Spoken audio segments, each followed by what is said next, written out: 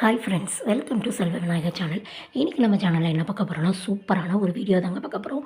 என்னென்னு பார்த்தீங்கன்னா, சூப்பராக வெங்காய சட்னி தான் பண்ண போகிறோம். நார்மலாக பண்ணுற மாதிரி இல்லாமல் கொஞ்சம் டிஃப்ரெண்ட்டாக பண்ணலாம் அப்படின்னு சொல்லிட்டு, இதுக்கு வந்து வெங்காயம், வத்தல், ஒரு கொத்து கருவேப்பிலை, புளி, பூண்டு இது எல்லாமே நம்ம எடுத்து வச்சுருக்கோம். இதெல்லாம் சூப்பராக ஒரு சின்ன பீஸ் வந்து கட் பண்ணிவிட்டு மிச்சம் பல்லாரி வெங்காயத்தில் கொஞ்சம் இருந்தது, அதையும் இது கூட நான் ஆட் பண்ணியிருக்கேன். இதில் வந்து நீங்கள் ஃபுல் அண்ட் ஃபுல் பொடி வெங்காயம் தான் டேஸ்ட்டு நல்லாயிருக்கும். பெரிய வெங்காயம் எடுக்கிறத விட பொடி வெங்காய டேஸ்ட்டு ரொம்ப நல்லாயிருக்கும். கறிவேப்பிலையை எடுத்துக்கோங்க.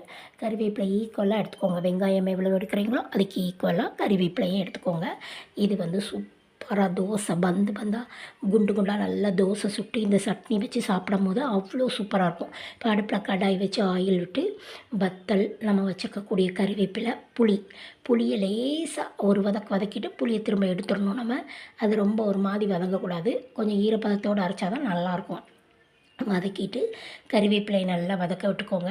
இது ரொம்ப ஃப்ரெஷ்ஷான கறிவேப்பிலை, மரத்துலேருந்து அப்போ தான் பறித்து வச்சுருந்தேன். அதை அப்படி வதக்க ஆரம்பிச்சிட்டேன். நல்லா வதக்கிட்டு இது கூட ஆனியனையும் போட்டு நல்லா வதக்கிக்கோங்க. வதக்கிட்டு ஆறுனதுக்கப்புறம் ஆனியன், பூண்டு இது எல்லாமே போட்டு வதக்கிக்கோங்க. இது எல்லாம் வதங்கினதுக்கப்புறமா இறக்கி ஆறுனதுக்கப்புறம் நீங்கள் அரைச்சி சாப்பிட்டு பாருங்கள், அவ்வளோ சூப்பராக இருக்கும். இதை நீங்கள் நைட்டு அரைச்சி வச்சிங்கன்னா மறுநாள் நைட்டு வரை நீங்கள் யூஸ் பண்ணிக்கலாம், ஒன்றுமே ஆகாது.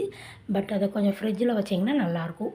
மூடி வைக்கிறத விட கொஞ்சம் காற்று போகிற மாதிரி திறந்து வச்சிங்கன்னா நல்லா நீங்கள் வெளியிலே வச்சு கூட சாப்பிட்லாம், செம்ம சூப்பராக இருக்கும்.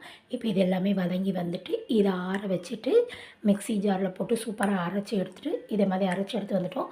இது கூட கடுகுளுந்தம் பருப்பு, வெங்காயம், பொடி வெங்காயம் கட் பண்ணி போட்டு தாளித்து விட்டிங்கன்னா செம்ம சூப்பராக இருக்கும். Thank you friends. நெக்ஸ்ட் ஒரு இன்ட்ரெஸ்டிங்கான வீடியோவில் பார்ப்போம்.